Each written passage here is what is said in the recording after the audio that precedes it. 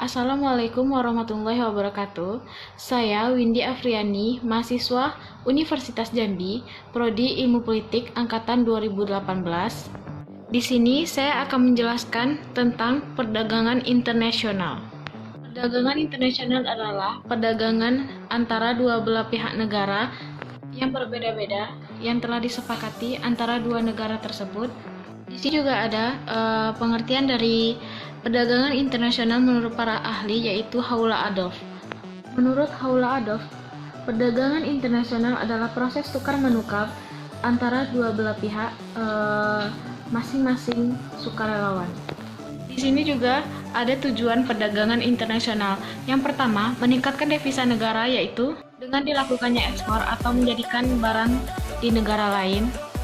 Kedua, melengkapi kebutuhan di negara lain. Tujuan ini merupakan perdagangan internasional yang melengkapi kebutuhan antar negara. Seperti yang kita ketahui, Indonesia adalah negara yang sumber daya alamnya yang melimpah, dan Indonesia itu mampu mengimpor barang-barang ke negara lain karena banyaknya sumber daya alam yang ditampung yang berada di Indonesia tersebut. Ketiga, yaitu mendapatkan keuntungan dari internal dan eksternal. Keuntungan internal yaitu keuntungan yang diperoleh dari perusahaan yang menyediakan perdagangan internasional untuk meningkatkan produksi sehingga mendapatkan barang yang telah diekspor. Dalam hal ini, keuntungan dari adanya mengekspor barang dapat menguntungkan bagi materi ataupun dari non-materi. Keuntungan eksternal yaitu keuntungan yang diperoleh oleh perusahaan maupun negara yang bersifat spesialis. Adanya kepercayaan produk dalam meningkatkan kriteria perusahaan itu sendiri akan meningkatkan faktor produksi, mulai dari kualitas barang, packing barang, harga barang, dan lain sebagainya. Tentu menjadi salah satu faktor pendukung produksi tersebut. Keempat, memperluas pasar. Dalam menghasilkan hasil produk ini, perusahaan menggunakan mesin untuk menghasilkan barang agar lebih efektif dan lebih mudah untuk dikerjakan. Dengan adanya mesin cepat ini, para pekerja dan tenaga kerja jadi mudah untuk membuat produksi barang yang akan dibuat, dan mereka pun juga bisa dapat meningkatkan kelebihan produksi pula. Kelima, transfer teknologi modern. Seperti yang kita ketahui, dalam era sekarang teknologi mulai menguat, dan juga para pedagang juga bisa menjadi kesempatan bagi mereka untuk berdagang karena murahnya dan simpelnya pekerjaan mereka dengan menjual barang di media sosial. Dengan adanya teknologi modern, maka kinerja akan lebih mudah dengan adanya teknologi modern tersebut.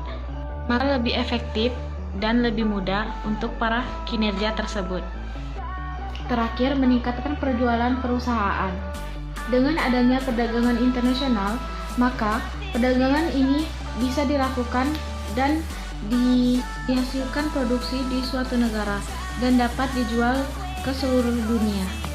Di sini disebutkan ada 4 faktor pendorong perdagangan internasional, yaitu pertama, penguasa dan ilmu teknologi. Kedua, perbedaan kekayaan antara sumber daya alam. Keempat, perbedaan selera. Kelima, perbedaan iklim.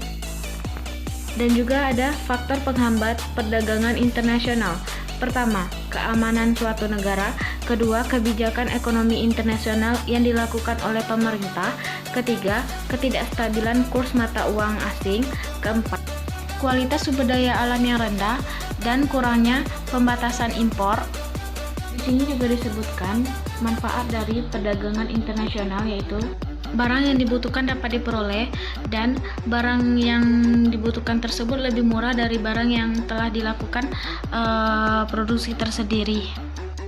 Dan yang terakhir, melakukan ekspor dan impor barang. Bentuk perdagangan internasional yaitu perdagangan liberal, perdagangan regional, dan perdagangan multikultural.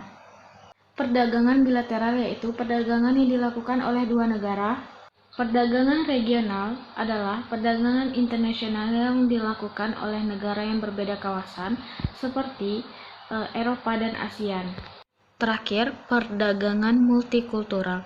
Perdagangan ini dilakukan antar negara kepada kawasan yang tertentu.